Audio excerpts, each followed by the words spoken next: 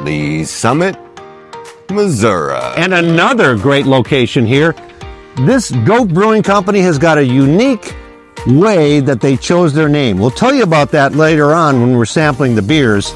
But Jeremy and Sunni opened this in 2021. They're home brewers, or at least Sunni gave him a home brewer kit. And like Jeremy always said, she didn't drive me to drinking, she just helped me. So that's the story here. These guys, they really have a great story, and they really have some great beers, is what we've been told. So let's go inside and see what we can find out at the Goat Brewing Company. Goat Brewing Company, Lee's Summit, Missouri. Check it out in here, guys. This is a nice little brewery, man. You can see they got a bar. They've got brewing going on behind the bar, got their tanks and everything going back there. They got some really cool historic photos going on in here too. Got a little TV. But look, this is nothing huge. I mean, it is a nice sized little brewery. They got some merch. They've also got some packaged beer to go. So, you know, they have got really everything that you would need, and the patio is what we always look for, especially in the summer, and they've got that too. So we are excited to give these beers a try. They got a front patio, so let's go. Goat Brewing Company. What a great spot. What a great spot, you guys. I'm serious. This is just, we're just enamored with Lee's Summit. Like we've told you the history of it, and you know, the fact that this one guy discovered it, and then they named it after another guy, and they thought it was named after another guy, and yeah, hey, it's grown from like 11 blocks to this huge community, and they've got an old section and a new section. Really impressed with Lee's Summit Mo. I am. Yeah, and I'm definitely impressed with this lineup that you got. Yeah, I am too. It's unique. Yeah, it's not like stuff that we normally get because I didn't, you know, they don't have lagers or pilsners, or I think they may have had the 1-3 rice or whatever. And we were served by the owners, Jeremy and Sunni. Yeah, I mean, this is a cool place. Yeah. So man, I'm excited to just try the beer because that's the main thing, man. This first one is called a Fuzz Buster. It's a saison with grapefruit. It's 8.5%. Again, remember, saison is Tank 7, Farm Girl from Lift Bridge up in Minnesota. We had a grapefruit one earlier today. Yeah. Oh wow, that's really good. Yeah. And way different from the grapefruit we had earlier. Well, Jeremy's been doing it since. Remember that one was pink. It was. Yeah. This is that's the one that he grew up on. Yeah, exactly. This is really, really good. No, it is good. This is more like a Tank 7. Yeah. Or Farm Girl. Yeah. This is a Tank 7. I mean, hey, Jeremy, I'm not insulting you at all, but I mean, it's congratulations. Yeah, I mean, come on. I mean, if we're comparing to that, yes, I love Tank 7 and I love Farm Girl, and now we've got something else to compare you with some of the other ones that we've done. So, gosh, that is good. That is good. We've got a West Coast IPA over here. It's usually West Coasts are 6.5 to 7.5%. It's 60 IBUs, so it's bitter, but it's only got 5.8% alcohol. So, oh, really? Yeah, I'm anxious to see how that equates with. Smells good.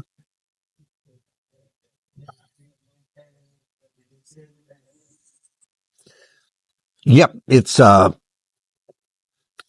little heavier for some reason. I don't the heaviness to the palate, and the minute you bring it into your mouth is heavier than I normally feel with a West Coast IPA. Yeah. Man, but it goes down really smooth. Really smooth, yeah. Wow. It's and yeah, not it's not overwhelmed with hops when you drink it. It's you know, lots of West Coast IPAs have, you know, 4 or 5 different types of hops. This is probably not overly hopped. Certainly isn't overly hopped. Good. So yep. I mean, definitely would put that in my. Now, you know, Goat. It's called the Goat, which doesn't mean the greatest of all time. No, I mean it's got an interesting story. You would think that, you know, I mean, this isn't Tom Brady over here. This isn't He's not claiming to be the greatest brewer of all time either. So when you see goat, you don't have to equate that to greatest of all time. No. It has to do with the mob in Kansas City. Yeah. So yeah. Which is a real thing. Yes. We are now moving. See, we got a 5-pack here, and it was only like $15. Yeah, really good pricing. Where are we? We are at the. This is the Kolsch. The Kolsch. 4.5% alcohol. Nice spring beer. Yeah, real clear, light. Yeah. And again, we're staying away. Our first couple of days here, we were doing a lot of stouts and barrel ages, and we're going, why? It's springtime. Wow, that's a really good Kolsch. Of course it will be. Man. Look at how clear that is. Yeah, that's what I mean. Like, once again. Oh, it smells good. It smells fresh. 6-pack of those, like lake, whatever you go to chill out. Oh, that's clean. Bring that with you because it is. It's really clean and really smooth and no aftertaste. That is just, that's a great springtime. Cut the grass, man. Yeah. Let's have ourselves a Kolsch. Yeah. That's God dang it, Jeremy. Man, good beer so far. Thank you. Well, thank you, Sunni, for getting that home brewing kit for him back in 2010. And, by 2014, these guys he was making his own beer and he was making it and people were loving it and they were coming over and they just said, hey man, you need to start selling this stuff. And so finally in 2021, he's like, shit, here I'm they gonna do it. So, hey, I love these home brewing stories. This isn't the first one. It's not the last one. It's very common to see this type of thing happening. So more and more than, hey, they came up in an established brewery. Yes. Or he was a head brewer over at Blow and Blow and now he came over here and blah, blah, blah. Man. Yeah. So this is Roscoe. I'm trying to find where is the Roscoe on here? Third one. It's the 3-grain lager. Yeah. This is that 3-grain lager. This is going to be interesting. I think so too. 3 different grains. Does it say the grains? Nope. So it's going to be rice, barley and wheat. I bet. That's what I'm saying. Rice, barley, and wheat. The 3 grains. That's going to be good. It's got to be good. It's got to be good. That's even lighter than that Kolsch. I think it tastes like it. 12 IBU. There is no bitterness to that at all. Yeah, I like that. I like the dry hops to it. Yeah. I like the dryness to it. Yeah. I like the after. I mean, this is good. It's a different taste. It's kind of more like towards a Budweiser, I would think. Just kinda. Yeah. Yeah. Good. It's good. It's really clean. Because it's a light. I don't know what about this other one though. I got to be honest. I didn't think the Tripel. I should have said if it, with the hibiscus. I mean, blood orange and cinnamon. It's 10% alcohol, but it looks like a sour. I mean, it does look soury. Hey, I'm going to take a gamble. I'm going to go on the rim here and say Jeremy's got his shit together. It's called the Chandlers, right? Yeah. Do you want to try it? No, you go ahead first. I was kind of wishing now they would have had that peaches and cream Hefeweizen. I mean, talk about a springy peaches and cream. Yeah. Wow, this smells great. I'm anxious to try this because I don't like sours. It does have a soury taste. I'm sure it does. But not overwhelming like... But I can smell the cinnamon. You definitely can. You can taste it. It's, man, it's like right on the edge of being a sour, though. I gotta be honest. Yeah. Can't do it. It is right on the edge, right? Yeah. I can't do that.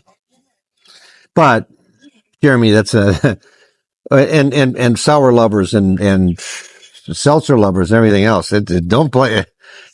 I'm sure that's good. Oh yeah, no, I will not be like, oh, we can't finish it. No, I'm sure it's that's good. It's got a sweetness to it and a sourness that, I mean, and there was a time that, man, I remember, man, it's all I would drink was some sour. So this has a good taste to me. So, but, you know, I'm off the record here, I guess, or on the record, I guess. The goat, the way that that Jeremy and Sunni came up with the goat is that they were enamored with the Kansas City history. Jeremy's from Nebraska. So, you know, we accept him. I mean, even though, you know, he is from Nebraska, Sunni grew up in this area. And of course, anybody with any brains would get out of Nebraska as fast as they could. So, you know, Jeremy jumped at the fence. He jumped at the fence. I mean, he was all in from the get-go. But they were enamored by the name comes from the gangsters of Kansas City. There was two mobs here. One was run by Pendergast and the other was Shannon. And these two families kind of ran Kansas City. You know, they bought off the politicians. You know, you said the 20s, 40s? 20s and 30s. 20s and 30s. So they ran Kansas City. They owned everything, you know. So, when they controlled people, they controlled government, they controlled votes, they controlled everything. They controlled the people. And, Pendergast, started to get a little bit more bigger than Shannon, and his followers or his people that he had, you know, under him, you know, the people that were living in these communities in Kansas City, some of them couldn't read, they couldn't, you know, they couldn't read. He got them all to register to vote though, because they were United States citizens. So he figured out how to do that. He told them to go to the polls, and the way that he would, what were they? Huh? Italians, Germans? Probably, yeah. Just a whole bunch of a mix. Yeah. And so he would tell them, you know, that's okay. Just go to the polls. When you get there, I'm going to have a little goat on the person you should vote for. They couldn't read names. Right. So he said, just check every goat. Every time you see a goat, check it. And those are his people that he put into office. And he was able to get through all of the prohibition with his clubs, with his speakeasies, with all of the booze that he was running. He was able to get through that because he bought off all the people that were involved in shutting them all down. And so that's why they said, let's call our place the Goat, because after all, these guys, the Goat figured out how to get through prohibition, serving libations when nobody else could. I think that's an interesting name. No shit. It's fucking great.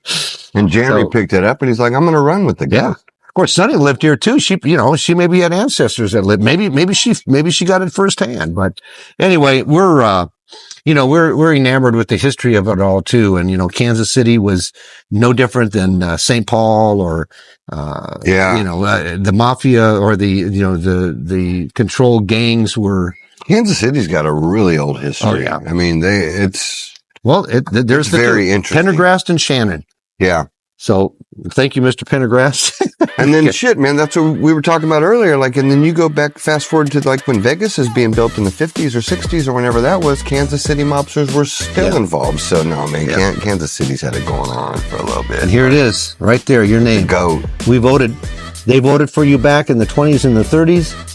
And Jeremy and Sunni, we're voting for you right now for really good beer here in Lee Summit, Missouri. Yeah, and that's a wrap from Lee Summit, by the way. Put them on your list. We're goats. All four were great. Yep.